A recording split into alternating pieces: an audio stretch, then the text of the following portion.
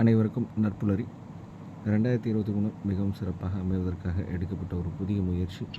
அது 2024 தொடர்கிறது. தினமும் காலை 5:27 6:15 மணி வரை நடைபெறும் இணையவழி இணைய பயிற்சி நற்புலரி. 9th Sense Train Sense Consults வழங்கும் இந்த இணையவழி இணைய பயிற்சி ஒவ்வொரு மாதம் ஒவ்வொரு தலைப்பு, ஒவ்வொரு நாளும் ஒவ்வொரு பயிற்றுனர். அந்த வகையில் இந்த மாதத்தின் தலைப்பு வாசிப்பும் எழுதுதலும். இந்த தலைப்பின் கீழ் ஒவ்வொரு நாளும் ஒவ்வொரு ஆளுமை மிக சிறப்பாக தங்கள் கருத்துக்களையும் அனுபவங்களையும் வழங்கி வருகின்றன, வழங்க இருக்கின்றன.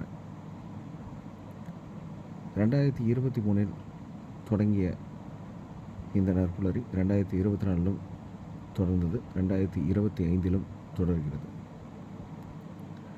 அந்த வகையில் இந்த மாதத்தின் தலைப்பின் கீழ் இன்று நமக்கு பயிற்சி எடுக்க வரும் நபர், தனது சொற்பொழிவை வழங்கும் நபர், அவரை பற்றிய ஒரு சிறிய அறிமுகம் இந்த பயிற்சியின் இறுதியில் பின்னோட்டத்திற்கு முன்பு வழங்கப்படும். தற்போது இந்த தளம் இன்றைய பயிற்றுனர், இன்றைய பயிற்சியாளர் JCHF வி. ராமசாமி சார் அவர்களிடம் ஒப்படைக்கப்படுகிறது. இந்த பயிற்சி நடக்கும்போது யார் உள்ளே வந்தாலும் மியூட் பண்ணிவிட்டு தயவு செய்து வரவும். ஏதாவது நீங்கள் பேசுகிறதுக்கான நேரம் வரும்போது மட்டும் பேசுகிறதுக்கு அன்மியூட் பண்ணிவிட்டு திருப்பி மியூட் பண்ணுமாறு அன்போடு கேட்டுக்கிறேன். ஏன்னா பேசிகிட்டு இருக்கவங்களுக்கு நிச்சயமாக அந்த டைமில் நீங்கள் அன்மியூட் பண்ணி பேசும்போது அங்கே இருக்கிற நாய்ஸ் டிஸ்டர்ப் ஆகும். தற்போது இந்த பேச்சாளர் JCHF வி. ராமசாமி சார் அவர்களிடம் ஒப்படைக்கப்படுகிறது. Sir, this floor is yours. Please welcome sir. You can start sir. Thank you very much sir. Sir, உங்கள் சைடில் நாய்ஸ் ரொம்ப கேட்குது சார். ஒரு நிமிஷம்.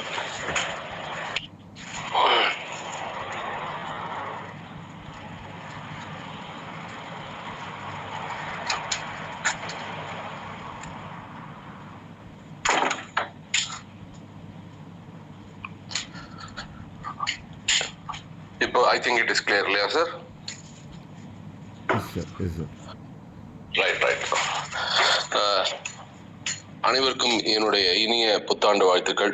இந்த 2025 இந்த ஜனவரியில ஒரு வாசிப்பும் எழுதுதலும்னு ஒரு அருமையான டாபிக்கை கொடுத்து அதுல எங்க எல்லாருடைய நினைவுகளையும் மீண்டும் கலப்பை, அதாவது மீண்டும் திரும்ப எங்களை ரீவைண்ட் பண்ணி வைக்கிறதுக்கு ஒரு வாய்ப்பு கொடுத்த இந்த நற்புலரிக்கு என்னுடைய காலை வணக்கங்கள் மற்றும் நன்றி. உள்ள போயிடலாம் நம்ம டாபிக் உள்ள. வாசிப்பும் எழுதுதலும் அப்படின்னு இந்த டாபிக்கை பார்த்த உடனே என் மைண்ட்ல நான் படிச்ச விஷயங்கள் எல்லாம் அப்படியே நிறைய உள்ள வர ஆரம்பிச்சிருச்சு. அதெல்லாம் சேனலைஸ் பண்ணி பிபிடியாவை நான் போட்டிருக்கேன். நான் பிபிடியை இந்த குரூப்ல நான் அப்புறம் ஷேர் பண்றேன். நான் இப்போ ஆக்சுவலா மொபைல்ல தான் கரெக்ட் பண்ணி பேசிட்டு இருக்கிறேன். வாசிப்பே மனிதனின் சுவாசிப்பு அப்படிங்கிற ஒரு அருமையான தலைப்பு இறையன்பு ஒரு புஸ்தகம் எழுதியிருக்காரு.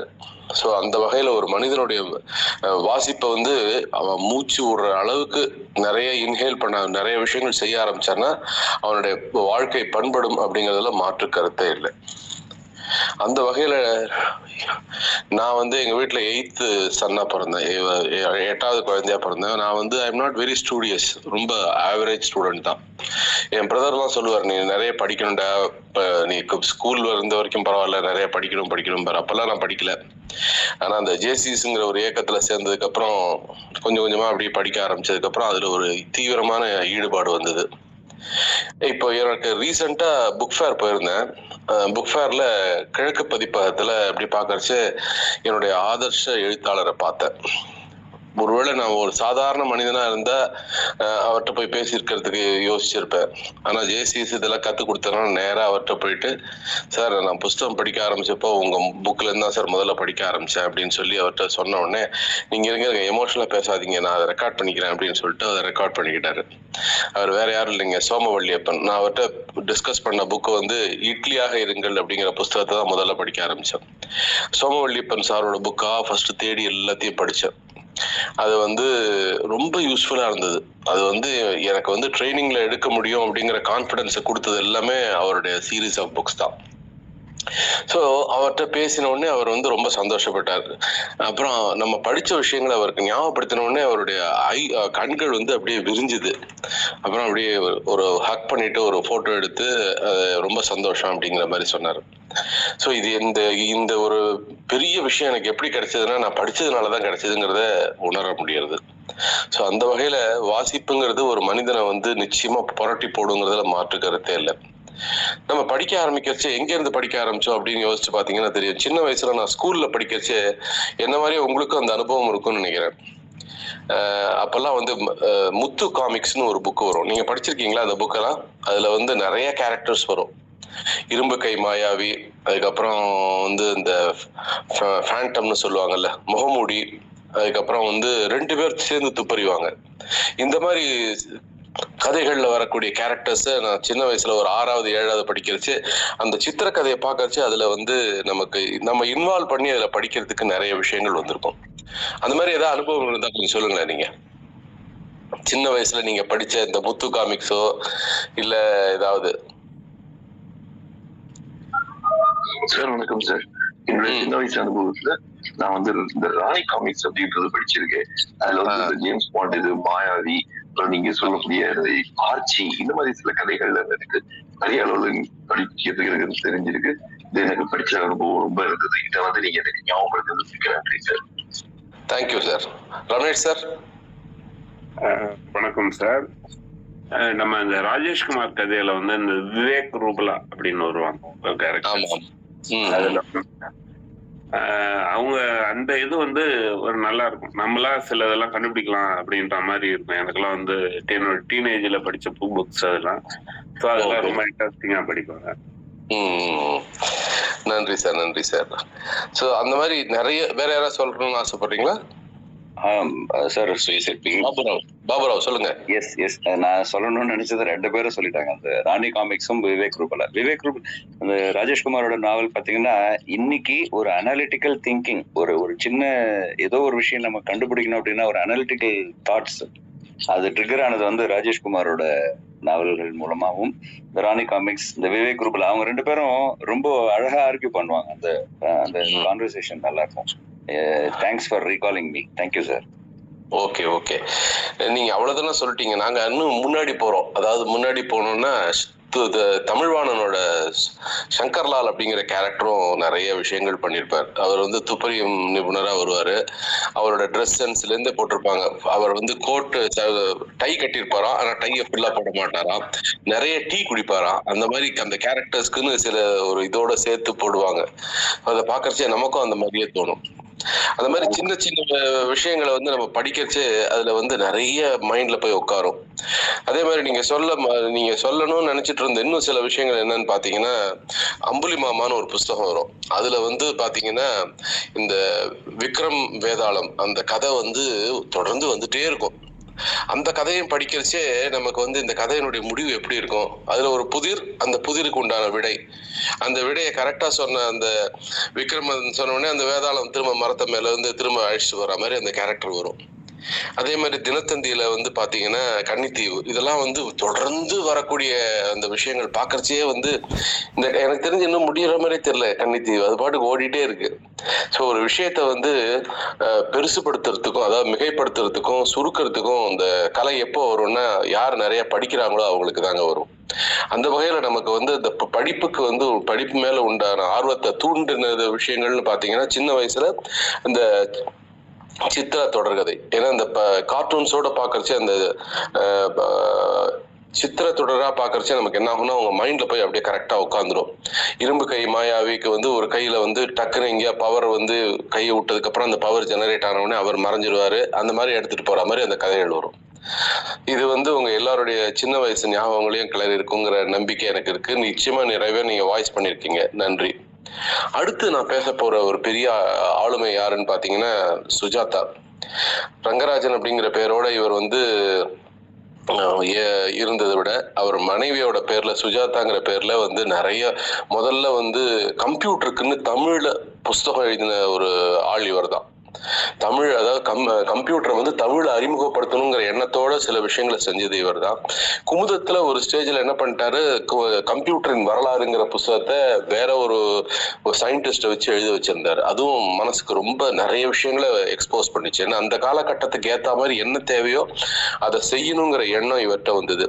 நீங்க சொன்ன இந்த ராஜேஷ் குமாரோட டிடெக்டிவ் கேரக்டர் சொன்னீங்க இல்லையா, விவேக் ரூபலா, அதே மாதிரி இவரோட கேரக்டர்லயே வரக்கூடிய கணேஷ் வசந்த் அப்படிங்கிற 2 பேரும் சேர்ந்து துப்பறிகிற விஷயங்களையும் பாத்தீங்கன்னா நிறைய கதைகள் வந்திருக்கும். அத வந்து ஒரு ஸ்டேஜுக்கு மேல அவருடைய எழுத்துக்களை வந்து பூர்ணம் விஸ்வநாதன் வந்து டிராமாவா போட்டார். கடவுள் வந்திருந்தார் அப்படின்னு சொல்லிட்டு வரிசையா வரும். அதுலயும் அந்த கணேஷ் வசந்த் கேரக்டர் ரொம்ப அழகா பண்ணிருப்பாங்க. இந்த மாதிரி பண்ணிட்டே இருக்கிறச்ச நான் என்னோட நண்பர் சுபான்னு பேரு, உங்க எல்லாருக்குமே தெரியும், அவரும் ரைட்டர் தான். அவர்கிட்ட நான் கேட்டேன், ஏன் சார் எல்லாருமே அவங்க டிடெக்டிவ்ஸ் வந்து எங்க ஆடியன்ஸ்க்கு வந்து எக்ஸ்போஸ் பண்ணிட்டாங்களே, நீங்க ஏன் சார் பண்ணல அப்படின்னு கேட்டப்போ அவர் சொன்னாரு, சார் எங்களோட ஆடியன்ஸ், அவரோட நாவல்கள்ல வரக்கூடிய கேரக்டர்ஸ் பாத்தீங்கன்னா பரத் சுசி அப்படிங்கிற பேர்ல 2 பேர் வருவாங்க. அப்புறம் வந்து இன்னொரு கேரக்டர் வரும். இவங்க 3 பேரும் வந்துட்டே இருப்பாங்க. ஆனா மனசுல வந்து ஒவ்வொருத்தரும் ஒவ்வொரு ஐடியான்னு வச்சிருப்பாங்க. நாங்க இதுக்கு ஒரு உருவகம் கொடுத்துட்டோம்னா இவ்வளவுதானா அப்படிங்கிற மாதிரி வந்துடும். அதுக்காகவே நாங்க வந்து அவங்கள வந்து திரையில காமிக்காம வச்சிருக்கிறோம் அப்படிங்கிறத பதிலா சொன்னாரு. ஸோ அந்த மாதிரி பரத் சுத்தி ஆகட்டும், அதுக்கப்புறம் பட்டுக்கோட்டை பிரபாகருடைய நரேன், பட்டுக்கோட்டை பிரபாகர் தான் பரத் சுசி, சுபாது வந்து நரேன் வைஜெயந்தின் அந்த கேரக்டர் வரும். ஸோ இந்த மாதிரி நிறைய விஷயங்கள் வந்து புஸ்தகத்துல இருந்து படிக்க வச்சு இந்த கேரக்டர்ஸை பத்தி நம்ம மனசுல ஒரு ஐடியா ஃபார்ம் ஆகும். இப்படிப்பட்ட சுஜாதா ஒரு ஸ்டேஜுக்கு மேல என்ன பண்ணாருன்னா, அவர் வந்து எழுதிட்டே இருந்தவர் விகடன்ல எல்லாம் எழுத ஆரம்பிச்சார். விகடன்ல ஜூனியர் விகடன் வந்ததுக்கு அப்புறம் அவங்க வந்து பிரின்சிபலா அதுல எதுவும் கதை வராதுங்கிற மாதிரி டிசைட் பண்ணிட்டாங்க. பட் சுஜாதாவையும் யூஸ் பண்ணணும்னு நினைச்சாங்க. அவர்கிட்ட கேக்குறாங்க ஏதாவது பண்ண முடியுமா அப்படின்னுட்டு. சரிங்க, ஏதோ கேள்வி கேட்கற மாதிரி பண்ணலாம் அப்படின்னு சொல்லிட்டு என்ன பண்றாரு, ஒரு இது ஆரம்பிக்கிறாரு, ஏன் எதற்கு எப்படி அப்படின்னு சொல்லிட்டு கொஸ்டின்ஸ். அந்த கொஸ்டின்ஸ்க்கு இவர் ஆன்சர் தேடணும். கிட்டத்தட்ட இது பாத்தீங்கன்னா ஒரு 2 வால்யூம் வந்ததுங்க. கிட்டத்தட்ட ஒரு 2 வருஷத்துக்கு மேல தொடரா வந்ததை புக்கா போட்டாங்க. அந்த புக்கை நான் வீட்டுல வச்சிருக்கிறேன். எனக்கு ஏதாவது டவுட் இருந்ததுன்னா கூட டக்குன்னு போய் அதை ரெஃபர் பண்ணி பாக்குற மாதிரி. அந்த குழந்தை பிறக்கிறது எப்படிங்கிறத ரொம்ப அருமையா எக்ஸ்ட்ராடினரியா சுஜாதாவோட வரிகள்ல எழுதியிருப்பாரு. அதை படிக்கிறச்சே நமக்கு வந்து ரொம்ப அழகா புரியும். ஸோ படிக்கிறது எவ்வளவு, ஒரு விஷயத்த படிச்சு அந்த படிச்ச விஷயத்த அடுத்தவங்களுக்கு புரிய வைக்கிறதுக்கு அந்த எழுதுதல் பயன்படுதுங்கிறதுல மாற்று கருத்தே கிடையாது. அதே மாதிரி சுஜாதாவோட இன்னொரு புஸ்தகம் பாத்தீங்கன்னா தலைமைச் செயலகம். அந்த புஸ்தகமும் வந்து நமக்கு நிறைய விஷயங்களை சொல்லியிருக்கு. ஒரு மைண்ட் எப்படி ஒர்க் ஆகுது, என்னென்ன விஷயங்கள் இருக்கு அப்படின்னுட்டு. ஸோ அந்த வகையில சுஜாதா அவர்களுக்கு இந்த நேரத்தில் என்னோட நன்றியை கண்டிப்பா தெரிவிச்சுக்கணும். நைலான் கயிறுங்கிற ஒரு இதுல நாவல் எழுதுவாரு. அந்த கயிறுல இருந்து கீழே விழுந்தான்ங்கிறத அப்படியே கீழே ஒரு லைன் மாதிரியே எழுதுவாரு. ஸோ நமக்கு வந்து பார்த்த உடனே அது பளிச்சுன்னு அது கண்ணில் தெரியற மாதிரி இருக்கும். புஸ்தகத்தோட கோட் ஒண்ணு சொல்லுதுங்க, தலை குனிந்து என்னை பார், தலை நிமிர்ந்து உன்னை நடக்க வைக்கிறேன் அப்படிங்கிற ஒரு கோட்டும் நமக்கு அந்த புஸ்தகத்தினுடைய இம்பார்ட்டன்ஸை சொல்லுதுங்க. அடுத்து நான் வந்து ரொம்ப ஸ்லாகிச்சு ரசிச்ச ஒரு நபர் யாருன்னா மதனோட கார்ட்டூன் கேரக்டர்ஸ் எல்லாம் வந்து ஐயோ, அது வந்து இம்மார்டல்னு சொல்லுவாங்க. அது வந்து எவர் லாஸ்டிங், எப்பவுமே வந்து நமக்கு பார்த்தா சிரிப்பு வரும். அவரோட கேரக்டர் சொல்றேன், நீங்க படிச்ச ஜோக்ஸ் இருந்தா ஞாபகம் இருந்தா சொல்லுங்க. ரெட்டைவால் ரங்குடு, அவரோட அந்த ரெட்டைவால் ரங்குடுவோட விஷமத்தை பத்தி உங்களுக்கு ஏதாவது நீங்க பார்த்த விஷயங்கள் மைண்ட்ல வருதா?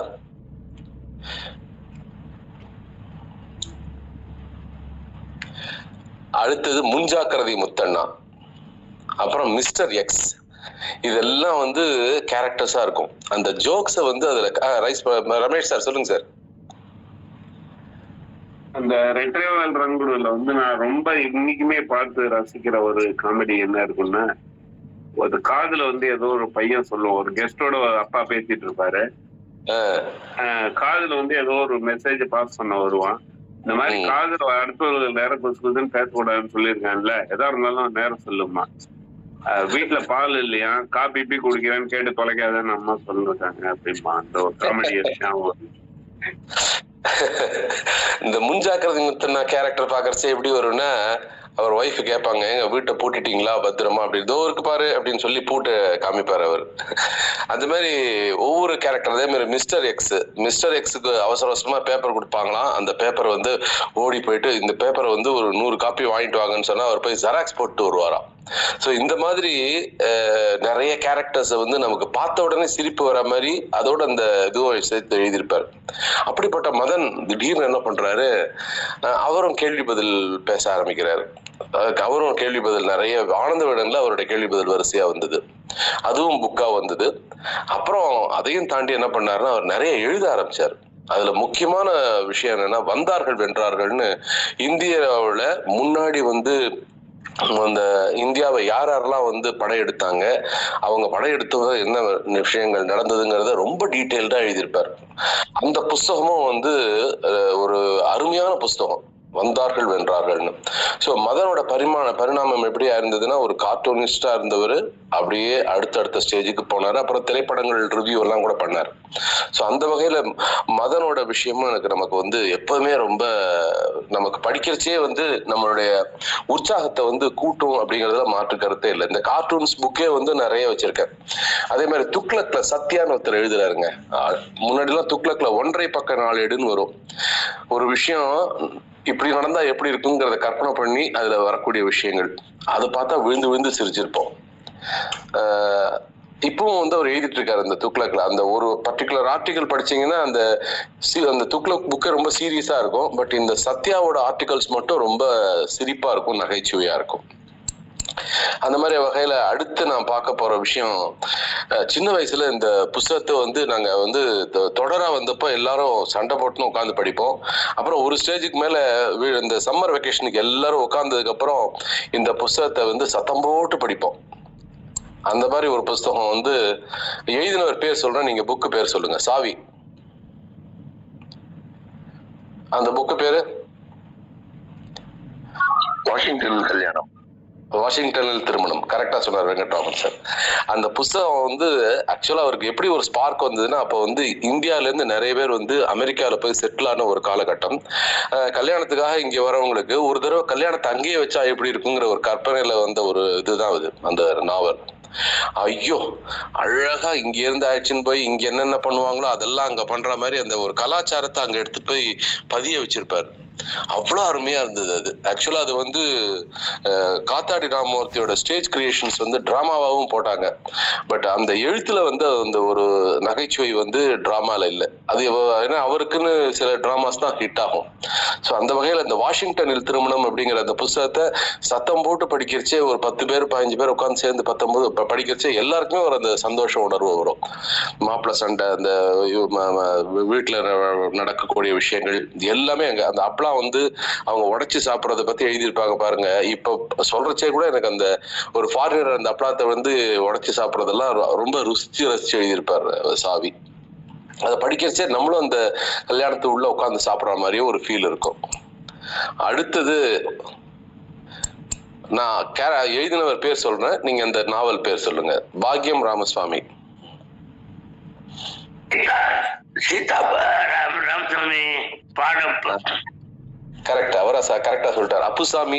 அப்புசாமி தாத்தா சீதா பாட்டி. சீதா பாட்டி வந்து கொஞ்சம் வந்து டாமினன்ட் கேரக்டரா இருப்பாங்க. இந்த அப்புசாமி வந்து கொஞ்சம் அசடு வழிகிறவரா இருப்பாரு. ஒவ்வொருத்தரையும் ஏதாவது தப்பு பண்ணிட்டு அவர்கிட்ட மாட்டிக்குப்பாரு. இந்த கேரக்டர்ஸ் வச்சு அவர் எழுதின புக்கு பாருங்க. ஐயோ, அது குமுதத்துல வந்து ரொம்ப எக்ஸ்ட்ராடினரியா வந்தது. ஜெராசுந்தரேசன்கிற ஒரு குமுதத்தினுடைய எடிட்டரா இருந்தாரு. அதுல கேள்வி பதில் பகுதியில பாத்தீங்கன்னா முன்னாடி அரசு அப்படிங்கிற பதில கேள்வி வரும். அரசுங்கிறதுக்கு என்ன சொல்லுவாங்கன்னா, அரசு ஆ ஸ்டாண்ட்ஸ் ஃபார் அண்ணாமலை, ரா ஸ்டாண்ட்ஸ் ஃபார் ரங்கராஜன், சு ஸ்டாண்ட்ஸ் ஃபார் சுந்தரேசன் அப்படின்னு சொல்லுவாங்க. அவங்க 3 பேர் சேர்ந்துதான் அந்த கேள்வி பதில எழுதின மாதிரி சொல்லுவாங்க. ஆக்சுவலா ஜெராசுந்தரேசனுக்கு நிறைய பேர்கள் இருக்கு. ஆனா அந்த பாக்யம் ராமசாமிங்கிற பேர்ல இந்த அப்புசாமி தாத்தா சீதா பாட்டிங்கிறது வந்து எக்ஸ்ட்ராடினரி ஒரு கேரக்டர்ஸ். அதுல வந்து பாத்தீங்கன்னா அந்த கேரக்டர்ஸ் எப்படி இப்படிலாம் வச்சிருப்பாங்கன்னா மாடர்ன் டைம்ஸ்க்கு ஏத்த மாதிரி கூட வச்சிருப்பாங்க. எப்படின்னா மாடர்ன் டைம்ஸ்ல பாட்டி லேப்டாப்ல உட்காந்து ஒர்க் பண்ற மாதிரியும் இவர் வந்து கிச்சன்ல மாடியுலர் கிச்சன்ல சர்வ் பண்ற மாதிரியும் பண்ணிருப்பாரு. இதை பாக்குறச்சே நமக்கு வந்து ரொம்ப இந்த கேரக்டர்ஸ் படிக்கிறச்சே ஒவ்வொருவரையும் இவர் வந்து ஏதோ புத்திசாலித்தனமா பண்றோம்னு நினைச்சிட்டே இருப்பாரு. கடைசியில வந்து சீதா பாட்டிட்ட கரெக்டா அந்த அம்மா பாயிண்ட் அவுட் பண்ணுவாங்க, இது சரியா பண்ணல அப்படின்ட்டு. அதை பாக்குறச்சே நம்ம வீட்டுல நம்மளை வாட்ச் பண்ற நம்மளுடைய பெட்டர் ஹாஃப் தான் நமக்கு ஞாபகம் வரும். அந்த வகையில இந்த ஜராசுந்தரேசன் என்று அழைக்கக்கூடிய பாக்கியம் ராமசாமியோட இந்த 2 கேரக்டர்ஸும் வந்து நமக்கு மனசுல நிறைய விஷயங்களை கொடுக்குங்கிறதுல மாற்று கருத்தே கிடையாது. மூணாவதா சொல்லக்கூடிய ஆள் பாத்தீங்கன்னா இவர் வந்து ஒரு அசோக் லேலண்ட்ல ஒர்க் பண்ணிட்டு இருந்தாரு. ஆனா நிறைய எழுதணும்னு ஆசைப்பட்டாரு. குமுதம் பப்ளிகேஷன்ஸ்ல அவங்க வந்து ஒரு டிராமா கேட்டாங்க. அதாவது அந்த டிராமால லேடிஸே இருக்கக்கூடாது, அதுக்கு லேடிஸ் கேரக்டர்ஸ் யாரும் போட முடியாது, நீங்க ஒரு டிராமா எழுதி கொடுங்கன்னு கேட்கிறாரு. அப்போ இவர் எழுதி கொடுக்குறாரு ஒரு டிராமா. அந்த டிராமா வந்து பார்த்துட்டு எஸ்வி சேகர் பார்த்துட்டு நல்லா இருக்கு, இது நான் எடுத்துக்கிறேன் அப்படின்னு சொல்லிட்டு அவர் எடுத்து பண்ண ஆரம்பிச்சார். அந்த டிராமா பேர் வந்து கிரேசி தீவ்ஸ் அண்ட் பாலவாக்கம்ங்கிற டிராமா. இப்ப அந்த எழுத்தாளர் பேர் உங்களுக்கு தெரியுதா? கிரேசி மோகன். எஸ், கிரேசி மோகன். அந்த கிரேசி மோகன் பாத்தீங்கன்னா அவர் வந்து நிறைய நகைச்சுவை கேரக்டர்ஸ் எல்லாம் வந்து எழுதிப்பார். அவர் சொல்லுவாரு, எனக்கு ஆதர்ஷ குருன்னு பாத்தீங்கன்னா தேவன், அதுக்கப்புறம் எஸ்விவி அப்படின்னு சொல்லிட்டு அவருக்கு முன்னாடி எழுதினவங்களை பத்தி எல்லாம் சொல்லியிருப்பார். அந்த வகையில அப்படிப்பட்ட இதே கிரேசி மோகனையும் ஜூனியர் வேடன்ல எழுதி வைக்கிறதுக்கு ட்ரை பண்ணாங்க. அப்ப ஜூனியர் வேடன்ல இந்த பிரச்சனை வந்தது இல்ல, அதனால என்ன பண்ணிட்டாங்க, நீங்க ஒரு தொடரா எழுதி கொடுங்க அப்படின்னு அவர் சொல்றாராம். அந்த விகடனோட எடிட்டர் அவரை கூப்பிட்டு ஒரு சரித்திரம் அவர் எழுத சொல்லு, அவருக்கு அதெல்லாம் வராது அப்படின்னு சொல்லி அவர் மனசுல நினைச்சுன்னு சொல்றாராம். இவர் சொன்ன உடனே அந்த முன்னுரையில எழுதுவார் பாருங்க, அந்த எழுதுறதுக்கு இவர் வந்து கிட்டத்தட்ட ஒரு ரீம் கணக்குல பேஜஸ் எல்லாம் எழுதி எடுத்துன்னு போய் கொடுப்பாராம், இதுல இருந்து நீங்க செலக்ட் பண்ணிக்கிங்கன்ட்டு. அந்த அளவுக்கு அந்த கதையை வந்து எழுதிருச்சு, ரொம்ப இன்வால்வ்மெண்டா எழுதின அந்த ஒரு கதை வந்து என்னன்னு பாத்தீங்கன்னா கேபிடி சிரிப்பு ராஜ சோழன்னு ஒரு புக்கு. ஒரு அந்த கேரக்டர், அதுக்கு வந்து மதனோட கார்ட்டூன்ஸ் பிளஸ் அந்த இவரோட வரிகள் ரெண்டும் சேர்ந்து அந்த புஸ்தகத்தை நம்ம எப்போதுமே வந்து ரொம்ப லைவ்லியா வச்சிருக்கோங்க. புக்கு முடிஞ்சா கிடைச்சதுன்னா பாருங்க. இன்ஃபேக்ட் அந்த புக்கு வந்து பேஸ் பண்ணி தான் நம்ம இவர் சிம்புதேவன் ஒரு படம் எடுத்தார் பாருங்க, வடிவேலு வச்சு ஒரு படம். அந்த படத்தினுடைய பேர் என்ன? ராஜாவா வருவாரு, 23ஆம் புலிகேசி. அந்த மாதிரி ஒரு கேரக்டர். இந்த புக்கு படிக்கிறச்சே நமக்கு ரொம்ப சிரிப்பு வரும். ஸோ இதெல்லாம் வந்து ஒரு புத்தகத்தை படிக்கிறச்சே நமக்கு வந்து நம்மளுடைய உணர்ச்சிகளை வந்து ஒரு டல்லா இருக்கிறச்சே நம்மளை மாற்றக்கூடிய ஒரு வகையில் இந்த புத்தகங்கள் ரொம்ப சிறப்பாக அமைஞ்சதுங்கிறத மாற்றுக்கிறதே இல்லை. இதுல நான் விட்டு போன ஒரு புத்தகம் என்னன்னா, ஜேஎஸ் ராகவன் ஒருத்தர், அவர் இறந்து போயிட்டாரு ஒரு 2 வருஷத்துக்கு முன்னாடி. அவர் வந்து இங்க சென்னையில வந்து நிறைய இந்த புக்ஸ் வரும், அதாவது மயிலாப்பூர் டைம்ஸ், நங்கநல்லூர் டைம்ஸ்ன்னு, அதுல நிறைய எழுதுவாரு. அதெல்லாம் பேஸ் பண்ணி ஒரு ஆர்டிக்கலா போட்டாங்க. பி ஃபார் பர்ஃபெக்ட் அப்படின்னு ஒரு புஸ்தகம். அது அந்த புஸ்தகம் கிடைச்சேன்னா வாங்கி பாருங்க, எக்ஸ்ட்ராடினரியா எழுதியிருப்பாரு அதுல. அதாவது வந்து ஒரு நகைச்சுவை வந்து அப்படியே தழும்பும். ஏபிசிடி அப்படின்னு ஒரு இதுல எழுதியிருப்பார், கியூ மட்டும் இதுல இருக்காது. அந்த ஆர்டிக்கலே எப்படின்னா, மனிதர்கள் வந்து வரிசையில இருக்கிறத வந்து எங்கேயுமே பயன்படுத்திக்க மாட்டேன்றாங்க. வேற நம்ம செருப்பு வைக்கிறதெல்லாம் பார்த்தா செருப்பு கரெக்டா தான் போகுது. அதே மாதிரி உங்களோட பொட்டி வந்து ஃப்ளைட்ல வந்ததுக்கு அப்புறம் அந்த காரிடார்ல நமக்கு இதுல வரும் பாத்தீங்களா, கன்வேயர் பெல்ட்ல, அது வரைச்சே ஒண்ணுக்கு ஒண்ணு சண்டை போட்டுக்கிறது இல்லை, அதெல்லாம் லைன்ல தான் வருது. ஆனா நம்ம மட்டும்தான் லைன்ல நிக்க மாட்டேங்கிறோங்கிறத பத்தி ரொம்ப நாசூக்கா சொல்ற மாதிரி சில விஷயங்களை சொல்லியிருப்பாரு. ஸோ இந்த 4 புஸ்தகங்களும் நமக்கு வந்து எப்போதுமே வந்து நகைச்சுவை உணர்வை தூக்கி நிறுத்தும். அதை படிக்கிறச்சே நமக்கு சந்தோஷம் வந்துட்டே இருக்கும். ஸோ இந்த மாதிரி நிறைய விஷயங்கள் இருக்கு.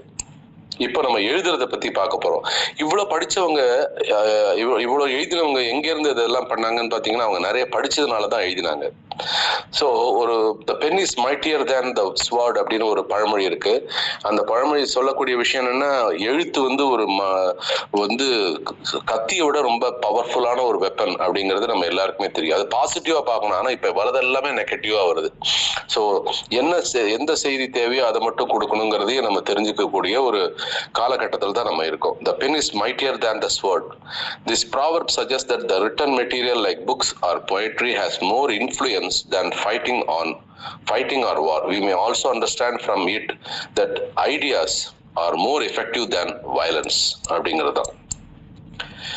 சின்ன வயசுல இந்த இது வந்து புக்கில் வர சமயத்துல என்னோட பிரதர்ஸ்லாம் சொல்லியிருக்காங்க, அந்த புத்தகம் வந்த உடனே வீட்டுக்கு வரதுக்கு முன்னாடி கடையில வாங்கி படிச்சுட்டு அதுக்கப்புறமா தான் வீட்டுக்கு எடுத்துட்டு வந்து கொடுப்பாங்களாம்.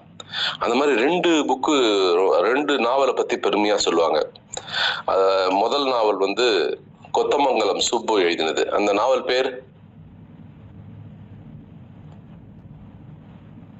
கொத்தமங்கலம் சுப்பு எழுதின நாவலோட பேரு சினிமாவா கூட வந்தது. அது இல்ல மன்னிக்கவும் பாட்டு சொல்ல தட்டா இல்ல சிவாஜி கணேசன் நடிச்சது. தில்லானா மோகனாம்பாள். அந்த தில்லானா மோகனாம்பாள்ங்கிற திரைப்படம் வந்து கொத்தமங்கலம் சுப்பு அழகா எழுதி முடிச்சிட்டாரு. அது வந்ததுக்கு அப்புறம் விகடனே வந்து அந்த படத்தை தயாரிக்கணும்னு எல்லாம் பிளான் பண்ணி வச்சிருந்தாங்க. பட் ஏபி நாகராஜன் அவர்கிட்ட போயிட்டு இந்த படத்தை நான் பண்றேன் அப்படின்னு சொல்லிட்டு அந்த படத்தை வந்து அவர் கேட்கிறாரு. சரின்னு சொல்லிட்டு அவர் கொடுத்துடுறாரு. கொடுத்ததுக்கு அப்புறம் அந்த படத்துக்கு உண்டான அந்த இதெல்லாம் வாங்கிட்டு வந்ததுக்கு அப்புறம் அதுக்கு வந்து நாவல் எழுதினவருக்கு காசு தரணும் இல்லையா? அதனால கொத்தமங்கலம் சுப்புகிட்ட போய் பார்த்து அவர் அந்த பணத்தை கொடுக்கறதுக்காக போறாரு. அப்போ அதுக்கு முன்னாடியே வந்து எஸ் வாசன் சொல்லிட்டாரு, எஸ் வாசன் எனக்கு பணம் அனுப்பிச்சிட்டாருப்பா, நீ பணம் தர வேண்டாம் அப்படின்னு சொன்னாராம். அந்த அளவுக்கு ரொம்ப ஃபேமஸான அந்த திரைக்கதைய அந்த நாவலை அழகா தில்லானா மோகனாம்பாள்ங்கிற பேர்ல இவர் ஏபி நாகராஜன் ரொம்ப அழகா இயக்கியிருப்பார். அதுல வந்து எல்லாருமே எக்ஸ்ட்ராடினரியா பண்ணியிருப்பாங்க. ஏவிஎம் ராஜன் வந்து ஒரு சப்டியூடு பெர்ஃபார்மன்ஸ் பண்ணியிருப்பாரு. பாலையா, அப்புறம் நாகேஷ்க்கு இந்த படம் வந்து ஒரு மைல் ஸ்டோன். ஏன்னா இந்த கொத்தமங்கலம் சுப்பு வந்து முதல்ல இந்த வந்து ஒரு டிராமாவோ சினிமாவோ பண்றச்சு அந்த கேரக்டர் இவர் தான் பண்ணாராம், அந்த வைத்தியங்கிற கேரக்டர். அப்புறம் ஒரு தடவை சொன்னாராம் அவர் பாக்கறச்சே, நான் பண்ணதை விட நீ நல்லா பண்ணிருக்கடா அப்படின்னு சொன்னாராம். ஸோ அந்த வகையில இந்த தில்லானா மோகனாம்பாள்ங்கிற நாவல் படிக்கிறச்சே எவ்வளவு ஒரு ஹாப்பினஸ் கிடைச்சதோ அதே தான் திரைப்படம் பாக்கறச்சையும் கிடைச்சதுங்கிறதுல மாற்று கருத்தே கிடையாது. அடுத்தது கல்கியோட டேஷ். அந்த புக்கு பேர் உங்க எல்லாருக்குமே தெரியும். அதுவும் திரைப்படமா வந்தப்போ அந்த யாரும் எடுக்கணும்னு ட்ரை பண்ணி பார்த்தாங்க, யாருக்கும் கிடைக்கல. கடைசியில மணிரத்னம் தான் அதை வந்து எக்ஸ்ட்ராடினரியா பண்ணாரு. உங்க எல்லாருக்குமே தெரிஞ்ச இந்த பொன்னியின் செல்வன் அப்படிங்கிற ஒரு புக்கு தான். இந்த பொன்னியின் செல்வன் அப்படிங்கிறதும் வந்து நான் படிச்சிருக்கேன். நான் படிக்கிற காலகட்டங்கள் நான் கல்கி தான் எங்க வீட்டுக்கு வந்து வராது, நான் கடையில போய் வாங்கிட்டு வரணும். கடையில வச்சு உட்காந்து படிச்சுட்டு அதுக்கப்புறமா தான் வீட்டுக்கு எடுத்து வந்து அந்த புத்தகம். ஸோ அந்த மாதிரி இவங்க எழுதினது வந்து ஒரு மனிதர்களுடைய வாழ்க்கையில பல விஷயங்களை வந்து நமக்கு கொடுத்ததுங்கிறதுல மாற்று கருத்தே கிடையாதுங்க. இப்ப அந்த வகையில நான் படிக்க ஆரம்பிக்கிறச்சே வந்து படிச்ச ஒரு முக்கியமான ரைட்டர் வந்து சுரேகான்வத்தர். அவர் வந்து ஒரு ஜேசிஸ் ட்ரெயினரு. அவரோட புத்தகமும் அப்படியே ஒன்னொன்னா படிக்க ஆரம்பிச்சேன். அதுல வந்து முதல் புக்கு படிச்சப்போ எஸ்கேப் அப்படின்னு ஒரு புக்கு படிச்சேன். எஸ்கேப்னா என்ன அர்த்தம்? எஸ்கேப்னா தப்பிச்சு போறதுன்னு அர்த்தம். ஆனா அந்த எஸ்கேப்ங்கிறத ஒரு அக்ரணமா யூஸ் பண்ணி ஈக்கு ஒரு வார்த்தை எஸ்க்கு ஒரு வார்த்தைன்னு எழுதியிருந்தாரு. அந்த புத்தகத்தை நான் ஒவ்வொரு தடவையா ரிவ்யூ பண்ணோம். இப்போ இதுல ரீட் ஃபோர்ட்னு ஒரு குரூப் இருக்கு. அந்த குரூப்ல எவ்ரிடே பண்ணுவாங்க. அவரோட எனக்கு ஒரு ஸ்லாட் வந்தப்போ நான் என்ன பண்ணேன், இந்த புக்கை பண்ண போறேன்னு சொன்னேன். அவருக்கு மெசேஜ் அனுப்பிச்சேன், சார் நான் உங்களோட புக்கை ரிவ்யூ பண்றேன், முடிஞ்சா நீங்க ஜாயின் பண்ணுங்களேன் அப்படின்னுட்டு. அவரும் ஜாயின் பண்ணாரு. அந்த புக் அவரோட புக்கை நான் ரிவ்யூ பண்ணதை அவரும் கேட்டதுக்கு அப்புறம் அவர் சொன்னார், ரொம்ப சந்தோஷமா இருக்கு, நீங்க நல்லா பண்ணிருக்கீங்க அப்படின்னு சொல்லிட்டு சில கரெக்ஷன்ஸும் சொன்னாரு. அது மட்டும் இல்ல, அந்த நாவல் எழுதுறதுக்கு எது அவரை தூண்டிச்சு அப்படிங்கிற சில விஷயத்தையும் சேர்த்து சொன்னாரு. ஸோ அதுல வந்து நான் என்ன பண்ணேன், ஈங்கிற வார்த்தைக்கு வந்து நான் வந்து எம்பத்தின்னு போட்டிருந்தேன். அவர் சொன்னார், எம்பத்தியை விட ஈகோவை நான் பேஸ் பண்ணி தான் போட்டேன் அப்படின்னு சொல்லி எனக்கு ஒரு கரெக்ஷன்ஸும் கொடுத்தாரு.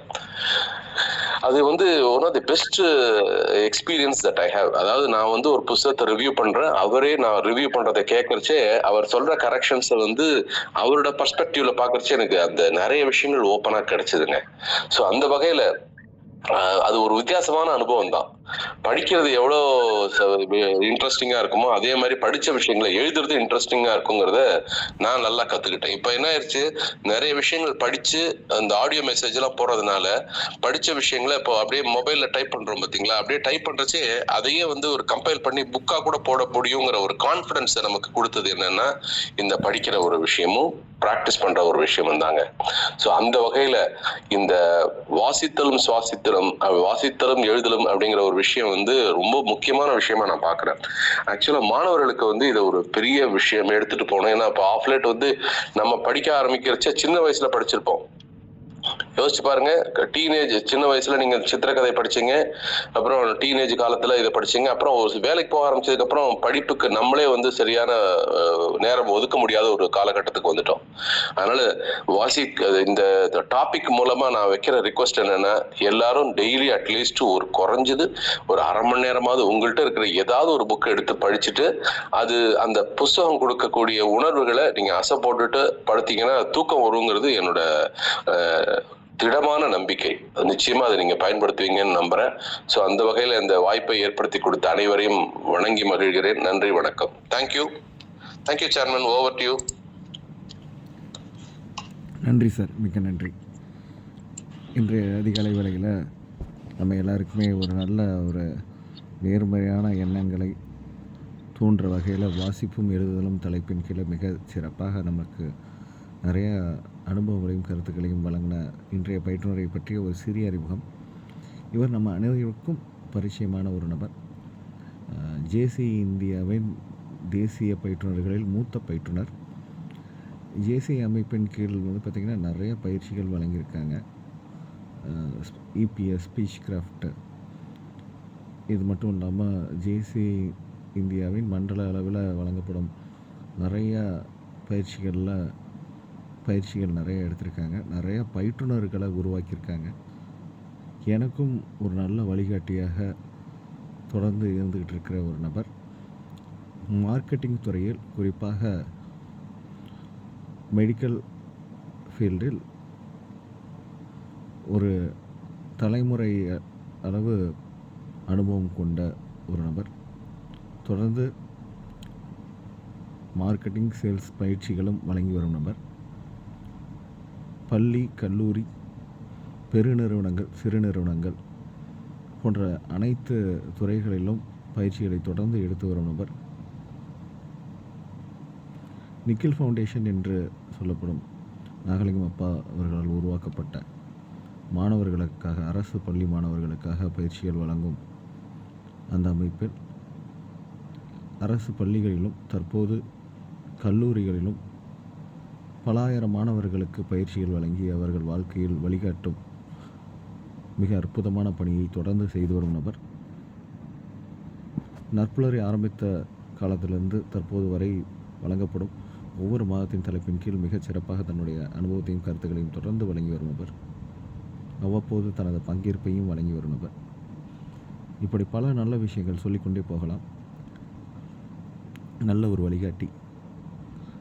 தன்னுடைய பயிற்சியில் மிக அற்புதமான கருத்துக்களை மற்றவர்களை சிந்திக்கும் வகையிலும் சிந்தனையை தூண்டும் வகையிலும் வழங்கும் அற்புதமான மனிதர்.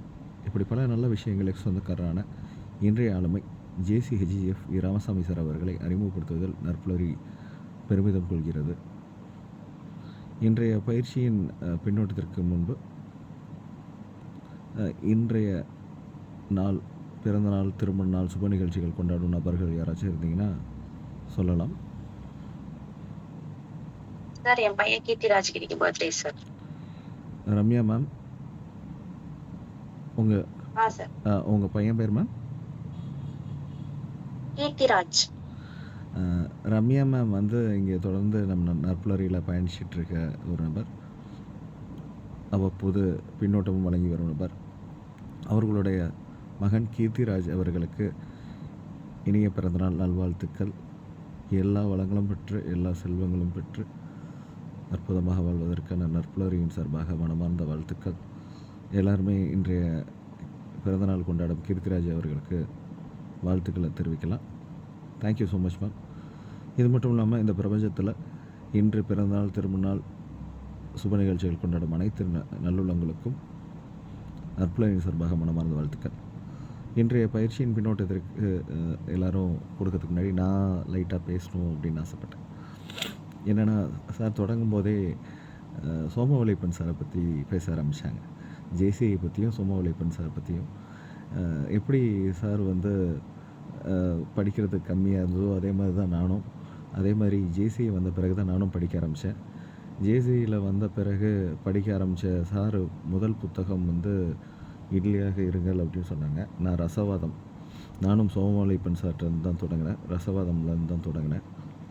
சோமவலைப்பன் சார் நற்புலரின் 100வது நாள் சிறப்பு விருந்தினர். அவர் சீஃப் கெஸ்ட் இங்கே 100வது நாள். அதே மாதிரி அவர் எழுதின இப்போ தற்போது சமீபத்தில் எழுதின வாசிப்பு என்ன தரும், புத்தக படிப்பு என்ன தரும்னு ஒரு புக்கு. அந்த புக்கில் நற்புலரை பற்றி அவங்க எழுதியிருக்காங்க. இது ஒரு முக்கியமான ஒரு விஷயம். அடுத்தது பார்த்திங்கன்னா, சுஜாதா பற்றி சொன்னாங்க. சுஜாதா அவர்கள் எழுதின புக்கு நான் வாசிப்பு தொடங்கிறதுக்கு முன்னாடி திரைப்படத்துறையில் நான் கொஞ்சம் ஒர்க் பண்ணியிருந்தேன். திரைப்படத்துறையில் ரொம்ப ஆர்வமும் உண்டு. ஸோ அப்போ திரைக்கதை எப்படி இயக்கம் எப்படி எழுதுனதுன்னு அவரோட புக்கு ஒன்று இருக்குது. ஸோ அந்த புக்கும் இங்கே ஒரு நாகப்பட்டினத்தில் ஒரு ஆத்தர் அவர் எனக்கு வழங்கினார். அதுக்கப்புறம் அந்த புக்கு வேறு ஒருத்தவங்கள்ட்ட மிஸ் ஆகிடுச்சு. அதுக்கப்புறம் திருப்பி நான் வாங்கி கொடுத்தேன். ஸோ அடுத்தது மதன் வந்து இந்த மதனின் திரை விமர்சனம் அப்படின்னு ஒன்று வரும்.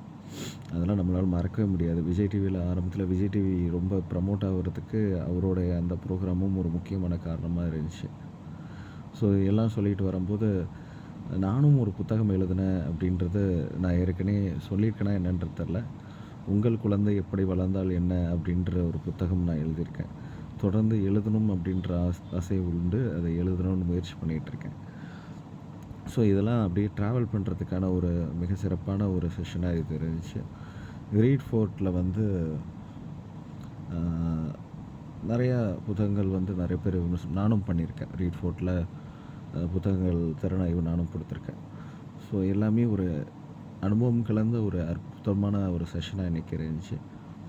சார் எஸ்கேப்னு ஒரு புத்தகம் பற்றி சொன்னாங்க. அதெல்லாம் சொல்லும்போது என்னுடைய புத்தகத்தையும் யாராச்சும் திறனாய்வு பண்ண மாட்டாங்களா அப்படின்ற எண்ணம் தூண்டுற அளவு இது இருந்துச்சு. நன்றி sir. Thank you so much sir. ஒரு அற்புதமான செஷன். இன்றைக்கி பின்னோட்டம் விரும்புகிறவங்க ஹேண்ட் ரைஸ் பண்ணலாம். ரமேஷ் சார், ஃபஸ்ட்டு நீங்கள் அட்மிட் பண்ணி பேசலாம். அனைவருக்கும் நற்புலரி வணக்கம். ராமசாமி சார் எப்பவுமே ஜனரஞ்சகமான ஒரு சினிமா மாதிரி தான் இருக்கும் அவருடைய செஷன். என்ன இன்னைக்கு ஆச்சரியமான ஒரு விஷயம் அப்படின்னா,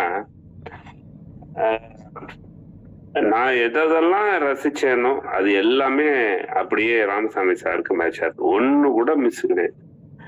சோமவல்லிப்பன் சாரோட இட்லியாகர்ல இருந்து, நம்ம எஸ்சி சேகர்ல இருந்து, கிரேசி மோகன்ல இருந்து, கொத்தமங்கலம் சுப்புவோட தில்லானா மோகனாம்பல்ல இருந்து, நான் எதெல்லாம் எனக்கு ரொம்ப பிடிச்சி நான் பார்த்தோமோ ஒரு நாவல்ல இருந்து அத்தனை விஷயமும் அவர்கிட்ட ஒத்து போறது வந்து ரொம்ப ஒரு மிக சிறந்த ஒரு நிகழ்வா நினைக்கிறேன். இன்னைக்கு ரொம்ப ஃபர்ஸ்ட் கிளாஸான ஒரு செஷன். நம்ம அப்படியே ஒரு 40-50 வருடத்தை வந்து அப்படியே ரிவ்யூ பண்ண மாதிரி இன்னைக்கு செஷன் இருந்தது. ரொம்ப அருமையா ஒரு எழுத்தோட முக்கியத்துவம், அந்த வாசிப்பு வந்து எப்படி எல்லாம் மனுஷன் இன்ஃப்ளூயன்ஸ் பண்ணிச்சு அப்படிங்கிற விஷயத்தையும் எழுதுதலை பத்தியும் மிக அருமையான அழகான ஒரு செஷன் சார். ஒரு செஷன் மாதிரி இல்ல, நம்ம எல்லாம் உட்காந்து பேசின மாதிரி ஒரு ஃபீல் பண்ணேன். Thank you sir. Super. Thank you very much sir. நன்றி ரமேஷ் சார். அடுத்தாக வீரசேகரன் சார், நீங்கள் இன்வைட் பண்ணி பேசலாம் சார். அன்புகளுமிய சோதரர்கள் சோதரிகள், உங்கள் அனைவருக்கும் இனிய நட்புலரி வணக்கம். சார் வந்து ஒரு சொற்பொழிவு அப்படின்னு எல்லாம் நான் சொல்ல என் மனசு ஒத்துக்கல. நம்ம குடும்பத்தை, நட்புலரிங்கிற ஒரு குடும்பம், அந்த குடும்பத்தை கரத்தை எல்லோரையும் பிடித்து பயணித்து கொண்டு இருக்காரு. இன்னைக்கிலிருந்து தொடங்கி அப்படி போகல, அன்றிலிருந்து தொடங்கி இன்று வரை அப்படி அப்படி பயணித்து நம்மளை அழைச்சிட்டு போயிருக்காருன்னு தான் சொல்ல முடியுது. என்ன சொல்றதுன்னே தெரியல. இதுல வந்து ஒரு 2-3 குறிப்பை மட்டும்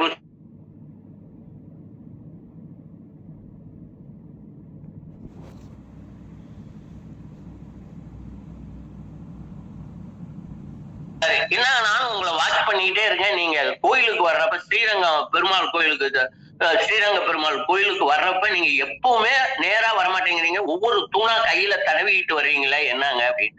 இங்கதான் வேல்யூ இருக்கு. எத்திக்ஸ் வேல்யூ, விழுமியங்கள், மனித விழுமியங்கள். அவர் சுஜாதா சொன்ன பதில் என்ன தெரியுமா? என் தாத்தாவோட பேர் தெரிஞ்சிருக்கலாம் எனக்கு கொஞ்சம், ஒரு காலம் வரைக்கும். அதுக்கு முன்னாடி இருந்தவரோட பேரை என்ன கேட்டீங்கன்னா எனக்கு தெரியாது.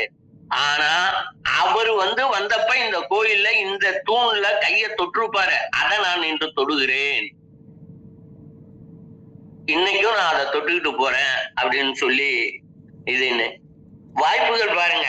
ரம்யா அம்மா இன்னைக்கு சொன்னாங்க தன்னுடைய பையனுக்கு கீர்த்திராஜுக்கு பிறந்த நாள்னு. இறைவனுடைய இதை பாருங்க. நான் ஒரு குடும்பம்னு சொன்னதுக்கு ஒரு இதுக்காக நான் இதை சொல்ல ஆசைப்படுறேன்.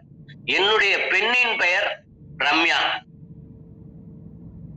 குழந்தைங்க இருக்கு, எனக்கு பேத்திகள் இருக்காங்க. அப்ப இந்த குழந்தையும் எனக்கு பேரன் மாதிரி ஆகி போயிட்டாரு. ஏன் நான் சொல்லக்கூடாது? என்னுடைய பெயரனுக்கு எல்லோரும் அருளாசி கொடுங்கள் அப்படின்னு ஏன் நான் சொல்லக்கூடாது? சொல்லலாம். ஏன்னா நம்ம எல்லாம் ஒரே குடும்பம். அதே மாதிரி எவ்வளவு சோமவல்லியப்பன் பிஹெச்எல் திருச்சி பிஹெச்எல்ல அவர் ஒர்க் பண்ணிக்கிட்டு இருந்தப்ப அவரோடு இணைந்து பயணிக்கிற ஒரு பயணத்தை நானும் செஞ்சேன். ஒரு கவிதை போட்டியில அவர் முதல் பரிசு வாங்கினாரு, நான் 2வது பரிசு. ஏற்கனவே நான் இந்த தளத்திலேயே சொல்லி இருக்கேன். ஒரு குடம் தண்ணி ஊத்தி அப்படின்னு ஒரு புத்தகமா, அவர் ஏன்னா நிதித்துறையில தான் அவர் அதிகமா எழுதிட்டு இருக்காரு. அதுலயும் அதெல்லாம் இருக்கு. எல்லா சோமவல்லியப்பன் அவர்கள் மிகச்சிறந்த எழுத்தாளராக இருக்காங்க. அடுத்தது பாத்தீங்கன்னா கல்கியை பத்தி சொன்னப்ப ஐயா சொன்னாங்க இல்லையா, பொன்னியின் செல்வன்னு. அவருக்கும் இந்த மாதிரி ஒரு சோதனை வந்தது. உன்னால சரித்திர நாவல் தான்ப்பா எழுத முடியும், உனக்கு சமூக நாவல்லாம் எழுத முடியாதுப்பா அப்படிங்கிறப்ப அவர் எழுதுனதுதான் அலையோசை. தாய் காரல் மார்க்ஸ் எழுதின அந்த தாயை தொட்டு அது மாதிரியே நான் அங்க எழுதின தொழிற்புரட்சிக்கெல்லாம் அது வழிவகுத்த மாதிரி நான் இங்க எழுதுறேன். நம்ம சுதந்திர போராட்டத்தை பின்னோட்டமா திரைக்கு பின்னால் இருக்கிற மாதிரி நினைச்சு எழுதினதான் அலையோசை. இப்படி சொல்லிக்கிட்டே ஐயா, நான் ஒரே ஒரு வேண்டுகோளை தான் நமது பவுண்டர் ஐயா, நம்ம அமைப்பு கோப்ப இந்த காணொலியை தயவு செய்து நீங்க ரெக்கார்ட் பண்ணிருப்பீங்க, தயவு செய்து நமது தளத்தில், இணையதளத்தில் போட வேண்டும் என்ற அன்பான வேண்டுதலோடு ஐயா அவர்களுக்கு என்னுடைய வேண்டுதல், எப்படியேனும் அடிக்கடி வாருங்கள், உங்கள் அமுத ஊற்றை எங்களுக்கு தாருங்கள் என்ற அன்பு வேண்டுதலோடு விடைபெறுகிறேன். Thank you sir. நன்றி சார். ஒரே ஒரு பிரிவிலேஜ், ரம்யா மேடமோட மகனுக்கு என்னுடைய பிறந்த நாள் நல்வாழ்த்துக்களை தெரிவிக்க மறந்துட்டேன், தெரிவிச்சுக்கிறேன். நன்றி ரமேஷ் சார். நன்றி வீரசேகரன் சார். அடுத்தாக பாபுராவ் சார், நீங்கள் அட்மிட் பண்ணி பேசலாம் சார்.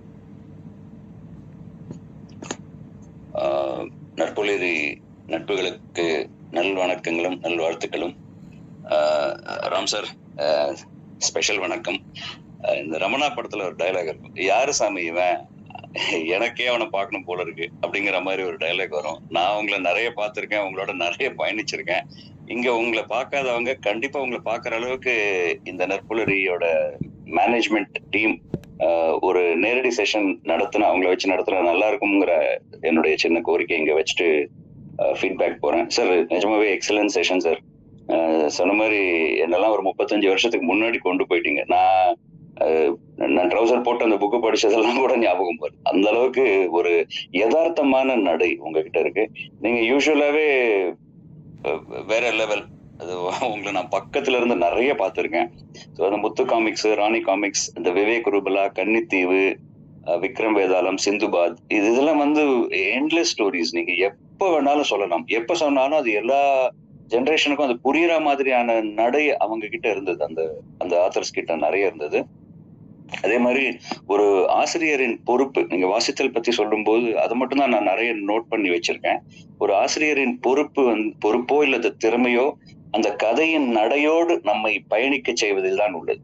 நீங்க அந்த ஃபார் எக்ஸாம்பிள் இப்ப பொன்னியின் செல்வன் ஒரு கல்கி எழுதுனதெல்லாம் பாத்தீங்கன்னா நீங்க அதை படிக்கும் போதே நீங்க அதோட அந்த அந்த சீனோடய டிராவல் பண்ற மாதிரி இருக்கும். அதுதான் உண்மையான ஒரு எழுத்தாளருடைய தனித்துவம் அப்படின்னு நான் சொல்றதுக்கு ஆசைப்படுறேன். ஏன்னா அந்த வந்தியத்தேவன் கேரக்டர் அது மாதிரி நிறைய அந்த நேச்சுரல் சீனரிஸ் எல்லாம் பாத்தீங்கன்னா he will take you to that particular place. அவ்வளவு அருமையான எழுத்து நடை. ஸோ வாசிப்பு எழுத்து ரெண்டுமே ரொம்ப இம்பார்ட்டன்ட். அப்புறம் மிஸ்டேக்ஸ் நீங்க கேட்கும்போது எனக்கு ஒரு சின்ன ஞாபகம் வந்தது, ஆனா எனக்கு ஒரு சந்தர்ப்பம் கிடைக்கல. மிஸ்டேக்ஸ் ஒரு கொய்யாப்பழம் கடைக்கு போயிட்டு ஒரு கொய்யாப்பழம் கேட்பாரு. அது கடைக்காரர் சொல்லுவாரு 4 துண்டு போடவா இல்ல 8 துண்டு போடவா அப்படின்னு கேட்பாரு. 8 துண்டு சாப்பிடுற அளவுக்கு எனக்கு பசி இல்ல, நீ 4 துண்டே போடு போதும் அப்படின்னு. ஸோ அந்த அந்த ஒரு அந்த ப்ராக்டிகாலிட்டி ஆஃப் லைஃப், அந்த ஹியூமரஸ், இதெல்லாம் நிச்சயமா நான் ரொம்ப ரொம்ப அனுபவிச்சிருக்கேன் சார். அதெல்லாம் எனக்கு தெரியாம தொடையில தட்டி குதிச்சுலாம் சிரிச்சிருக்கேன். அந்த அளவுக்கு ஒரு I don't know how to express my emotions. உங்களோட நிறைய ரீகாலிங் நிறைய நல்லா இருந்தது Ram sir. Thank you so much. அதே மாதிரி இந்த அப்புசாமியின் கலர் டிவி இதெல்லாம் ரொம்ப ரொம்ப ரொம்ப ஆச்சரியம் கொடுக்கக்கூடிய ஒரு விஷயங்கள். அண்ட் ஃபைனலா நீங்க சொன்னது இந்த வைஃப் நிஜமா அதெல்லாம் பார்த்துட்டு அப்புசாமியோட இதெல்லாம் பார்த்துட்டு ஐடியாட்டிக்கா நீங்க ஏதாவது பண்ணீங்கன்னா அது இடியாட்டிக்கா முடியும். நான் நிறைய அனுபவப்பட்டிருக்கேன் ஆஸ் ஹஸ்பண்ட். நம்ம ஒரு விஷயம் பண்ணா ஐடியாட்டிக்கா பண்ணா அது இடியாட்டிக்கா முடியும். அவங்க திரும்ப அதை ரீவொர்க் பண்றதோ இல்லை நம்மள அவங்க சாடுறதோ அதெல்லாம் ரொம்ப அழகா இருக்கும். அதெல்லாம் நினைச்சு பார்க்கும்போது அந்த டைம் கொஞ்சம் கோவம் வரும், அப்புறம் நினைச்சு பார்க்கும்போது நல்லா இருக்கும். அதே மாதிரி ஃபைனலா ஒரே ஒரு விஷயம், எழுதி வச்ச விஷயங்களை படிக்கிறது எவ்வளவு சுவாரஸ்யமோ அதே மாதிரி நீங்க படிச்ச விஷயங்களை உங்களுடைய பாணியில நீங்க எழுதுறதுங்கிறது ரொம்ப அலாதியான ஒரு விஷயம். நான் அதை இப்ப பண்ணிட்டு இருக்கேன் சார். ஸோ உங்களுக்கு கண்டிப்பா இன்னைக்கு நிறைய பேர் ஃபீட்பேக் கொடுப்பாங்க. ஸோ நிறைய டைம் நான் எடுத்துக்க விரும்பல. இந்த ஃபீட்பேக்கே ஒரு தனியா செஷன் வச்சிருக்கணும் உங்களுக்கு. But unfortunately, we are not able to do that for certain reasons. Thank you so much for this Narpulari team. Thank you so much. Thank you so much பாபுரு சார். Thank you sir. நம்மளோட session 1/2 hour session தான். 15 minutes தான் maximum feedback. சில டைமில் அது extend ஆகி போகுது. So அதனால் அடுத்தடுத்து ஃபீட்பேக் வழங்க விரும்புகிறவங்க செஷனாக எடுக்கிற உங்கள் செஷனில் அந்த ஃபீட்பேக்கில் சொல்கிற விஷயங்கள் எல்லாத்தையுமே சொல்லணுன்னு நான் கேட்டுக்கிறேன். ஃபீட்பேக்கை சுருக்கமாக இன்றைக்கி செஷனில் நீங்கள் என்ன கற்றுக்கிட்டீங்க, உங்களுடைய கருத்தை சுருக்கமாக சொல்லுமாறு நான் கேட்டுக்கிறேன். ஏன்னா நம்மளுக்கு 6 தாண்டி நம்ம பண்ணுறதில்ல, ஃபீட்பேக்ஸ்க்கு தனி செஷன் நம்ம வைக்கிறதும் இல்லை. அதனால் தயவுசெய்து சுருக்கமாக வழங்குமாறு கேட்டுக்கிறேன். அடுத்தது வெங்கட்ராமன் சார், நீங்கள் அட்மிட் பண்ணி பேசலாம் சார். இல்லை சார், அவ்வளோ சுவாரஸ்யமாக இருந்தது, அதுக்காக சொல்லுவேன். Thank you. Thank you sir. Good morning founder sir, நற்புலர் எல்லாருக்கும், நண்பர்களுக்கும் வணக்கம். ரொம்ப அருமையான ஒரு செஷன் சார். இன்னைக்கு அந்த மலர் நினைவுகள் தொடர் நினைவுகளோட நம்ம இன்னைக்கு நம்ம படிக்கிற காலத்துல இருந்து அந்த சிறுவர் மலர் இல்லைன்னா அந்த தினத்தந்தியிலிருந்து வரக்கூடியது, அதே மாதிரி இந்த தினமணியில வரக்கூடியது எல்லாம் கூட நீங்க உங்களோட ஆட் பண்ணி இதுக்கு நேரமின்மையினால நீங்க விட்டுருக்கீங்க அப்படின்னு நான் நினைக்கிறேன். பட் ரொம்ப அழகா தினத்தந்தி பத்தி பேசிருக்கீங்க, எல்லா மதமும் சொல்லிட்டு இருந்தீங்க. இன்னைக்கும் ராஜேஷ்குமார் பாத்தீங்கன்னா கோயம்புத்தூர்ல இருந்து அவர் அந்த புத்தக விழாக்காக சென்னைக்கு போயிருக்காரு. அப்ப புத்தக விழாவின் மகிமை என்ன அப்படின்றது நமக்கு தெரியுது. இத்தனை படிக்கிறது ஏன் அவசியம்ன்றத ரொம்ப அழகா திருப்பி ரொம்ப டிஃபரெண்ட் பேச இன்ட்ரடியூஸ் பண்ணீங்க. அண்ட் எல்லாத்தையும் பத்தியும் சொல்லிட்டு இருக்காங்க. சார் நீங்க தனியா ஒரு ஸ்பாட்டிஃபை சேனல்ல தனியா பேசுறாரு. அது வாசித்தலும் நேசித்தலும் அப்படின்றது இல்ல டெய்லி இன்னைக்கு வரைக்கும் ப்ரமோட் பண்ணிட்டு இருக்காரு. பெரிய விஷயமா எனக்கு தோணிட்டு இருக்கு. இன்னைக்கு வரைக்கும் ஒரு நாள் கூட டிலே இல்லாம இருப்பாரு. அதெல்லாம் நாகரிகம் சார் அப்பா அப்படின்றது ஒரு கண்டினியூஸா இந்த வாசித்தல் டெய்லி ஒரு கதை சொல்லிட்டு இதெல்லாம் நம்ம பள்ளி பருவத்துல கேட்டாங்க. நிறைய விஷயங்களை ஞாபகப்படுத்திங்க sir. Thank you very much sir. It's really awesome. Thank you sir. Privilege to have you here sir. Thank you so much Venkatraman sir. நீங்கள் வேறு ஏதாவது கருத்துக்கள் நிறையா சொல்லணும்னு நினச்சிங்கன்னா நீங்கள் ராமசாமி சார் நம்பர் இருக்கும். ஸோ அவங்கள்ட்ட கூட நீங்கள் டைரெக்டாக ஃபோன் பண்ணி சொல்லலாம். இல்லை நற்புலரியில் நீங்கள் போடணும்னு நினச்சிங்கன்னா குரூப்பில் எனக்கு டெக்ஸ்ட் பண்ணிங்கன்னா அதை கூட நான் குரூப்பில் டெக்ஸ்ட் போடுவேன், இல்லை ரெக்கார்டிங் அனுப்புனா கூட போடுவேன். ஃபீட்பேக் சுருக்கமாக வழங்குமாறு நான் அன்போடு கேட்டுக்கிறேன். அடுத்ததாக சிங்கம் ஸ்ரீவித்யா மேம் பேசலாம். சிங்கம் ஸ்ரீவித்யா மேம், நீங்கள் ஹேண்ட் ரைஸ் பண்ணியிருக்கீங்க, அன்மியூட் பண்ணி பேசலாம்.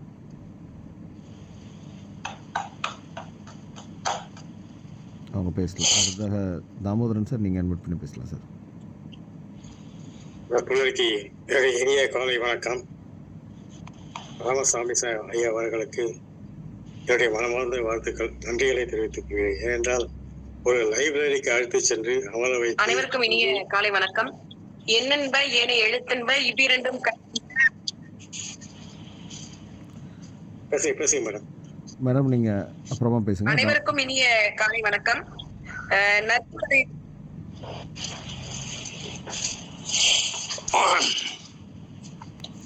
உங்களுக்கு நெட்வொர்க் இஷ்யூன்னு நினைக்கிறேன். தாமோதரன் சார் பேசிகிட்டு இருக்காங்க, அவங்க பேசி முடிச்சதோடு நீங்கள் பேசுங்க மேம். தாமோதரன் சார், நீங்கள் கன்வெர்ட் பண்ணலாம். இன்று ஐயா அவர்கள் லைப்ரரிக்கு அழைத்து சென்று ஒவ்வொரு புத்தகமாக அவர் விளக்கிய விதம் மிக சிறப்பாக இருக்கின்றது. நான் அதிகமாக படித்தது கடல் புறா தமிழ்வாணனுடைய நாவல். அவர் ஒவ்வொரு வரியிலும் ஒவ்வொரு சிறப்பாக வர்ணித்திருப்பார். அது எனக்கு மிகவும் பிடித்திருந்தது. அதை 2 முறை படித்திருக்கின்றேன். அந்த புத்தகத்தை நாங்கள் 3 வீடுகள் மாற்றிவிட்டதனால் பழைய புத்தகங்கள் எல்லாம் இப்பொழுது மறைந்து விட்டது. என் வீட்டில் இல்லை. இருந்தால் கல்கியின் பொன்னியின் செல்வன், சிந்து பாட்டு, அதுக்காகவே நான் பத்திரிகை வாங்குவோம். சிறப்பான அந்த நாட்கள் என்னுடைய நினைவுக்கு கொண்டு வந்ததுக்கு ஐயா அவர்களுக்கு நான் மிகவும் நன்றி கடன் பட்டவனாக இருப்பேன். அந்த அதாவது 30-40 வயசுக்கு வரைக்கும் தான் நான் புத்தகங்களை படித்தேன். அதுக்கப்புறம் என்னால் படிக்க முடியல. ஏன்னா கண்ணுடைய டிஃபெக்ட். ஒரு அரை மணி நேரம் படிச்சேன்னா அப்படியே கண் சோர்ந்து போகுது. அதனால் இப்போ புத்தகம் படிக்கிறது பழக்கமே எனக்கு நின்று விட்டது. அதனால் மிக வருத்தமாகத்தான் இருக்கின்றது. என்ன செய்வது? அதனால் கேட்பதுதான் என்னுடைய குறிக்கோளாக அமைந்து விட்டது.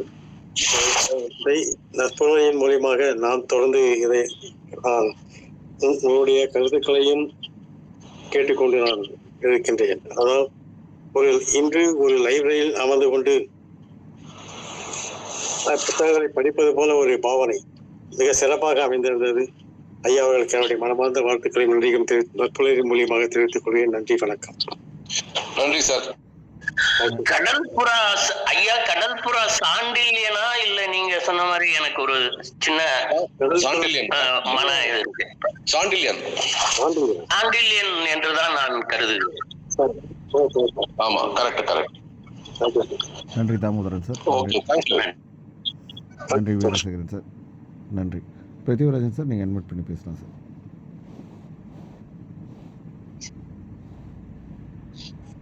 Thank you sir. ரொம்ப அருமையான செஷன். சாரோட செஷன் எப்பவுமே விரும்பி கேட்கக்கூடிய ஒரு செஷன் இது. என்னோட சிவியர் ஹெல்த் இஷ்யூஸ்னால என்னால் ரப்பில் தொடர்ந்து பயணிக்க முடியல 2-3 நாளா. அதனால அது அதிகமான பார்ட்டிசிபேஷன் கொடுக்கவும் முடியல. Sorry for that. ரம்யா மேமோட பையனுக்கு இனிய பிறந்தநாள் வாழ்த்துக்கள். சாரோட செஷன் வந்து பார்த்தீங்கன்னா எப்பவுமே ரொம்ப ஆத்மார்த்தமா, நான் மார்க்கெட்டிங்ல டிராவல் பண்ணதுனால அந்த லைவ்லினஸ் எனக்கு புரியும். ரொம்ப லைவ்லியா எடுத்துட்டு போவாங்க. ஒரு செஷனுக்குள்ள இருந்த மாதிரி தெரியாது. ஒரு பிரதர் கூட உட்காந்து பேசின மாதிரி இருக்கும். மார்க்கெட்டிங்ல நம்ம இப்போ எனக்கு 23-30 வருஷம் எக்ஸ்பீரியன்ஸ் இருக்குன்னா என்னை விட எக்ஸ்பீரியன்ஸ் அதிகமா இருக்கிற ஒருத்தர் கூட உட்காந்து கைப்பிடிச்சு நடந்தா அப்படி இருக்கும். அந்த மாதிரி இருக்கும். சாரோட எல்லா செஷனுமே அவங்க காலத்துல எப்படி சாகித்து போனாங்க அப்படிங்கறத வந்து சொல்லும்போது ரொம்ப அருமையா இருக்கும். எனக்கு படிப்பறிவுங்கிறது சுத்தமா கிடையாது சார். டெக்ஸ்ட் புக் அப்படிங்கறத தாண்டி எதுவுமே படிச்சது இல்லை. நான் படிச்ச ஒரே ஒரு புக்னா அக்னி சிறகுகள் முழுசா படிச்சிருக்கேன். அப்புறம் ஒரு சில புக்ஸ் தான், பெருசா அந்த அளவுக்கு படிப்பு கிடையாது. ஆனா நீங்க சொன்ன எல்லா டாபிக்கும் என் ஃப்ரெண்ட்ஸ் கையில வச்சு சுத்திட்டு இருந்த டாபிக்ஸ். அடிக்கடி பேசிட்டு இருப்பாங்க, டிஸ்கஸ் பண்ணிட்டு இருப்பாங்க, கூட உட்காந்து டிஸ்கஸ் பண்ணிருக்கேன். அது ஒரு விஷயத்தையும் எனக்கு ரொம்ப ஒரு வருத்தம் இருக்கு. ஸோ இவ்வளவு படிச்சிருக்காங்க, இவ்வளவு பண்ணிருக்காங்க, நம்ம உண்மையா தெரியாம இருந்திருக்கமே அப்படின்ட்டு. எனக்கு சின்ன வயசுல மாடல் மேக்கிங்ல ரொம்ப இன்ட்ரெஸ்ட் இருக்கு. தனியாக உட்காந்து வேலையை பார்த்துட்டே இருப்பேன். ஆர்கிடெக்ட்ல ரொம்ப இன்ட்ரெஸ்ட், அந்த வேலையை பார்த்துட்டு இருப்பேன். பட் இது வந்து வேற மாதிரி ஒரு உலகம் இது. அதனாலதான் என்னுடைய செஷன்ல வந்து பாத்தீங்கன்னா கேரக்டரைஸ் பண்ணிருப்பேன். என்ன படிப்பு, என்ன நாவல் அப்படிங்கிற பேர் எனக்கு எதுவும் தெரியாது. வாசித்தலும் எழுதலும் இருக்கக்கூடிய ஒரு ஆழமான ஒரு கேரக்டர் டிஃபரன்ஸ் என்ன இருக்கும் அப்படிங்கிறத மட்டும் தான் என்னுடைய செஷன்ல எடுத்திருந்தேன். அதான் வித்தியாசமா இருந்தது அந்த session. Thank you so much sir. நிறைய விஷயங்கள் டிராவல் பண்ணியிருந்தீங்க. உங்க கூட எல்லாரும் இன்ட்ராக்ட் பண்ண வச்சிங்க சார். நீங்க ஒரு டாபிக் சொன்னீங்கன்னா அவங்க ரைட்டர் சொல்லுவாங்க, ரைட்டர் சொன்னா அவங்க புக்கை சொல்லுவாங்க. அப்படிங்கிறதெல்லாம் எனக்கு சான்ஸே இல்லை சார். எல்லாரும் எவ்வளவு ஒருத்தரும் அதுல இன்ட்ரெஸ்ட் இருந்திருக்காங்க அப்படிங்கிறது தெரியுது எனக்கு. Thank you so much sir. Excellent session sir. நன்றி. வாழ்த்துக்களை நான் பெருமை அடைகிறேன். நன்றி. நன்றி பிருத்திவிராஜன் சார். நன்றி தாமோதரன் சார். நேரம் கருதி நம்ம வந்து ஃபீட்பேக் செஷன் நிறைவு செய்கிறோம். இறுதியாக சிவகனி மேம் நீங்கள் அட்மிட் பண்ணி பேசலாம் மேம். மற்றவங்க ஃபீட்பேக் வழங்க விரும்புகிறவங்க டெக்ஸ்ட் பண்ணி அனுப்புங்க எனக்கு, இல்லைனா வாய்ஸ் ரெக்கார்டிங் அனுப்புங்க, இல்லைனா ராமசாமி சாருக்கு ஃபோன் பண்ணி பேசுங்க. நன்றி. சிவகனி மேம் நீங்கள் அட்மிட் பண்ணி பேசுங்க. Sir good morning sir. அனைவருக்கும் காலை வணக்கம் சார். ரொம்ப எக்ஸலண்டா இருந்தது சார் செஷனு. ஆக்சுவலா நானும் நீங்க அந்த புத்தகம் எல்லாம் கேட்கும் போது எனக்கும் கொஞ்சம் சிந்திக்கிற மாதிரி இருந்தது. அதுக்கப்புறம் ஒவ்வொரு புத்தகத்துல இருக்கிற கேரக்டர் பத்தியும் அந்த கருத்துக்கள் எல்லாம் சொல்லும் போது ரொம்ப இம்ப்ரெஸ் ஆயிட்டேன் சார் நானுமே. அதுக்கப்புறம் ஒவ்வொரு விஷயங்களாகட்டும் எப்படி நம்ம படிக்கணும், அந்த வாசிக்கிறதுனால நம்ம மத்தவங்களுக்கு எப்படி எடுத்து சொல்றோம் அப்படிங்கிறத ரொம்ப அழகா எடுத்து சொல்லியிருந்தீங்க.